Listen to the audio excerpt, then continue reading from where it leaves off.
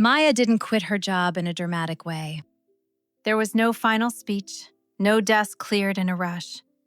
She shut down her computer, slid her notebook into her bag, and paused for a moment before standing up, long enough to realize she wouldn't miss this version of herself. Her phone buzzed as she stepped outside the building. "You're really doing this, aren't you?" Said the voice on the phone. Maya smiled and replied. "I am." It was her mother who wanted more details. How long, where, what next. But Maya had learned that some choices couldn't be explained properly until they were lived. There was a pause before the next message came through. "I don't fully understand it, but I trust you. Just be safe and call me wherever you are." Maya replied. "Always, Mom, I promise." Her best friend called that night while Maya sat on the floor of her half-packed apartment. Leah had been there since university, through late-night deadlines, shared meals, and the years when life started to feel heavier than either of them had expected. They spoke late that night, Maya sitting cross-legged on the floor. "Are you running away?" Leah asked, not unkindly. "No, I'm not. Maya said after a moment. I'm walking away. There's a difference." Leah laughed softly. "Of course you'd say that. I don't want my life to feel like something I endure anymore." Another pause. Then, "Send me photos and voice notes. And if you disappear completely, I'm hunting you down." Leah said. Maya smiled. "Love you. Speak soon.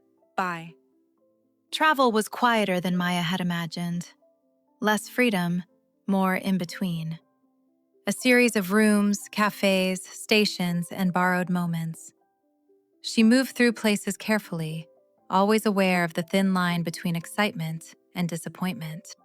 Then she arrived in Maribel Cove. It was small, smaller than the places people usually wrote about. No crowds, no urgency. Just narrow cobblestone paths winding between pale buildings, their shutters softened by sun and salt.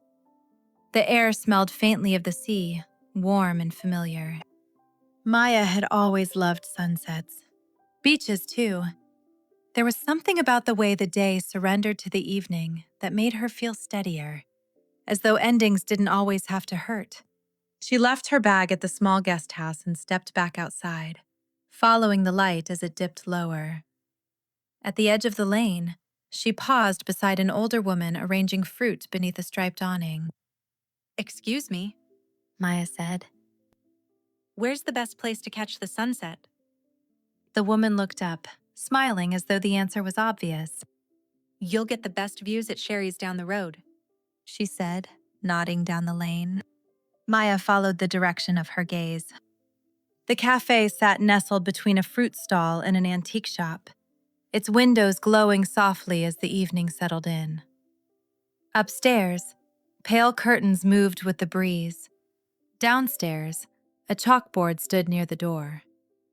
The wooden rustic board read, "Sherry's," carved by hand. Maya slowed. Written in careful handwriting were the day's specials. Her eyes stopped at one line. Tinkiri Kopi. She felt it before she understood it. A sudden warmth, unexpected and familiar. Her mother used to make it whenever visitors came over. Coffee brewed strong and dark, sweetened with condensed milk, poured slowly into simple cups while conversations unfolded around the table. It was richer than ordinary milk coffee, indulgent in a way that felt celebratory, reserved for moments when the house was full and voices overlapped with laughter. Maya stepped inside. The bell above the door chimed softly. The cafe was calm, wrapped in golden light. Outside, the sea caught the last of the sun. Inside, the smell of coffee settled around her like something remembered. She took a seat by the window, ordered the Tinkiri Kopi without hesitation, and watched the sky change color. When the cup was placed in front of her, she wrapped her hands around it, letting the warmth settle into her palms. Outside, the sea caught the last of the sun, the sky slowly shifting from gold to amber. As she took the first sip, memories surfaced. Quiet flashes of childhood, of familiar voices, of a warmth she hadn't realized she'd been carrying with her all along. It felt like home. Are you new in town? The lady behind the counter asked. The question wasn't curious in the way strangers often were. It carried no expectation, no demand for explanation, just an opening. Maya looked up. Yes, I am.